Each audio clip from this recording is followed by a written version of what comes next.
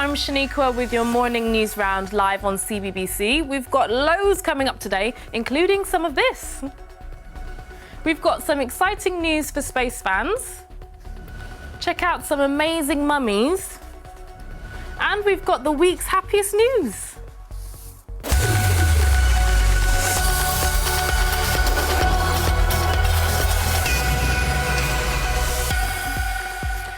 First, let's start in America, where it's just 2 days away from Joe Biden's inauguration. Now, that's the moment when he becomes president of the United States, taking over the job from Donald Trump. Now, all this week, we're going to be taking a special look at the events in the US and what Joe Biden's presidency will mean for the country. Now, one of the things he's promised to do is act on climate change, a very different approach to Donald Trump. Now, our reporter, US Kizzy Cox, has visited the state of Pennsylvania, where some people are worried about things like work and jobs in the future. I know people that the planet and climate change is their number one issue. That's not me. Trump, I don't think he did much of anything to help. And I think it was time for him to leave if we wanted to work on climate change. Cannot in good conscience support a deal that punishes the United States. In 2017, Donald Trump pulled the U.S. out of something called the Paris Agreement, a promise made by lots of countries to cut the use of fossil fuels that cause climate change. He said it was bad for America and jobs in the country. So we're getting out. Joe Biden won the election promising to rejoin the Paris Agreement because he believes climate change is an urgent threat to the planet. This is Schuylkill County, part of Pennsylvania known as coal country. For years, coal mined here powered homes throughout the United States and continues to heat homes locally today. But as coal warmed homes, it also warmed the planet and is a cause of climate change. Now, with President Joe Biden taking office, America has a renewed commitment to protecting the environment, and the coal industry here faces a difficult future. Near coal country, where Bodie's family has lived for more than 40 years, many people rely on coal and fossil fuels for their jobs and are often more worried about that than they are about climate change. So when you destroy coal and fracking, you destroy all the people that work in that industry. I think it will definitely hurt jobs. But a few miles away in Philadelphia, the largest city in Pennsylvania that's worked hard to fight air pollution, 13-year-old Ailey believes climate change is too urgent to ignore. I do feel sorry for the people who are afraid of Biden putting them out of work to work on climate change, but at the same time, I do feel that if we don't have a planet to live on and we don't have the things that we have now, then none of it will matter. America is the second largest producer of greenhouse gases in the world.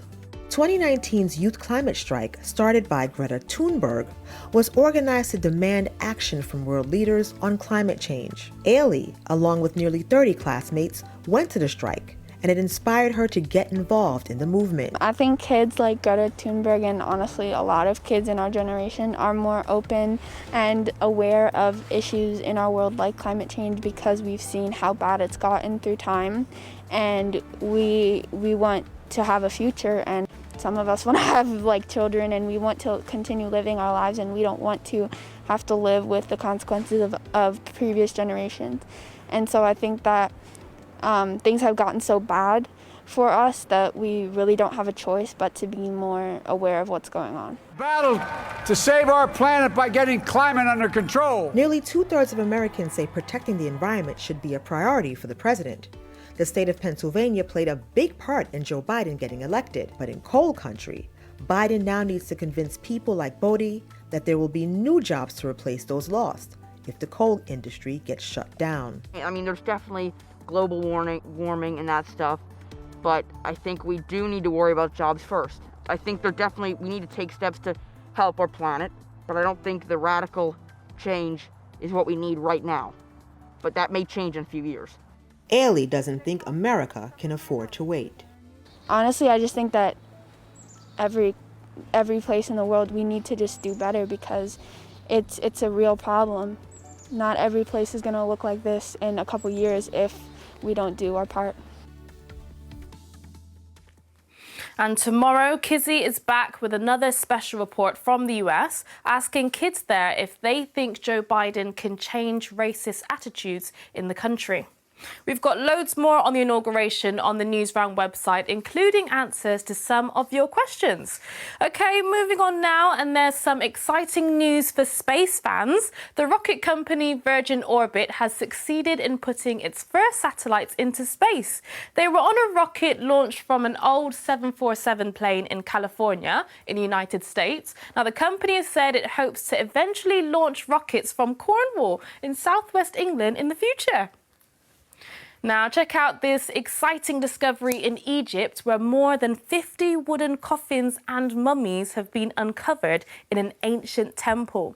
Dating back over 3,000 years, experts discovered the treasures at the Saqqara burial site just south of the capital city, Cairo.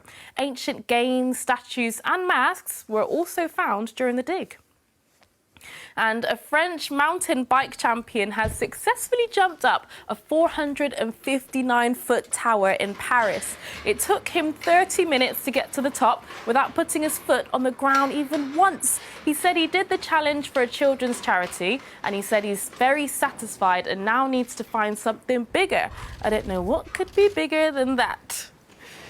OK, next up, De Graft has got the happiest news of the week for you with a bit of a chilly theme to start. As parts of the UK have snow, our friends in the USA have also had quite a lot. And check out this beast. It's a massive 15-foot snowman. How crazy. A young group of friends started to build a snowman and just kept going. Wow, they must have been buzzing when they finished. Must have used a ladder to put that scarf on him, eh? Next up is this dog sled race taking place in France. Apparently the dogs really enjoy the racing, and to make sure they're well looked after, they even get little shoes. One owner said the dogs are at their happiest when they're out racing. Looks a bit chilly for me though. Last up, we all know cats and dogs are sworn enemies, right? Well, in Greece, this one dog called Sani has decided to become friends with these cats. I mean, have you seen anything cuter than this? Well, that's your lot for now. And finally, check out this spectacular drone footage of what's been described as the Tree of Life. These massive patterns are in Lake Kokora, which is in Australia. Now, the lake is filled with tea trees, and when a storm happens, all of the tea tree oil comes down and creates these incredible patterns. Right, that's it for me today. We'll be back tomorrow. Bye.